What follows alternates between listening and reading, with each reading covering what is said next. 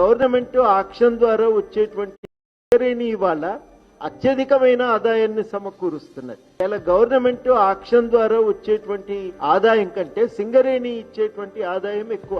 7,000 కోట్ల దాకా సింగరేణి ప్రతి సంవత్సరం కేంద్ర రాష్ట్ర ప్రభుత్వాలకు రాయల్టీలు సెస్సుల రూపంలో చెల్లిస్తున్నారు. ఒక 800 కోట్ల రూపాయలేమో దాదాపు మినరల్ డెవలప్మెంట్ ఫండ్ కింద ఆయా జిల్లాల అభివృద్ధి కోసం కేటాయిస్తున్నారు. ఇది కాక రకరకాల ఇతర రూపాల్లో కూడా వాళ్ళు ప్రజా సంక్షేమం కోసం ఖర్చు చేస్తూనే ఉన్నారు. సింగరేణి అనేది బొగ్గు ఉత్పత్తితో పాటు సామాజిక మార్పుకు దోహదపడేటువంటి కంపెనీ. అటువంటి కంపెనీని ఇలా కాపాడుకోవలసిన బాధ్యత. వీటన్నిటికంటే మించి సింగరేణి రాష్ట్ర ప్రభుత్వానికి కేంద్ర ప్రభుత్వానికి ఆదాయాన్ని సమకూర్చి పెడుతున్న, జిల్లాల అభివృద్ధి కోసం ఫండ్లు కూడా ఇస్తున్నారు. మరి ఇంతగా తోడ్పడేటువంటి కంపెనీని తెలంగాణ చరిత్రలో ఒక కీలకమైన భాగం. అట్లాంటి కంపెనీని ఇలా కాపాడుకోవటం అనేది తెలంగాణలో ఉన్న ప్రతి ఒక్కరి బాధ్యత. కిషన్ రెడ్డి గారిది కూడా అది ఒక కీలకమైన బాధ్యత అవుతుంది. తెలంగాణ బిడ్డగా చట్టం ఎక్కడ ఖచ్చితంగా వేలం వేయాలని చెప్పట్లేదు. జాగ్రత్తగా చూస్తే సెక్షన్ 11లో గాని, సెక్షన్ 17లో గాని, సెక్షన్ 5లో గాని మినహాయింపులు రకరకాల రూపాల్లో ఇవ్వడానికి అవకాశం కల్పిస్తున్నాయి. ఇవాళ ప్రైవేట్ కంపెనీలు వచ్చి ఇక్కడ బొగ్గుదవ్వే పరిస్థితి లేదు. తాడిచెర్ల గాని, కోయగూడెం గాని వేది పనులు నడవట్లేదు, ఆగిపోయినాయి అవన్నీ. మళ్ళా వాటిని ఇవాళ మీరు తవ్వాలంటే మాత్రం సింగరేణికి ఇవ్వాలి. ఇవాళ గనులు ఇవ్వకపోతే ఒక 10 సంవత్సరాల్లో సింగరేణి ఉత్పత్తి స్తంభించిపోయేటువంటి ప్రమాదం ఉంది. రాష్ట్ర దేశ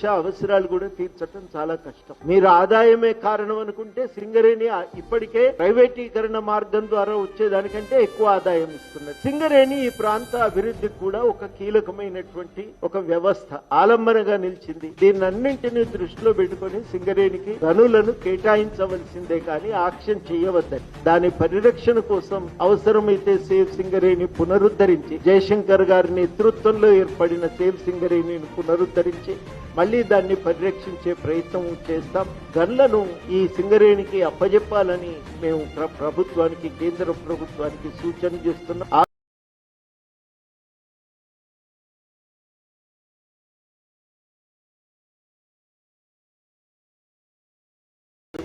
మేము వారికి విజ్ఞప్తి చేయగలం. సింగరేణి ఇవాళ అత్యధికమైన ఆదాయాన్ని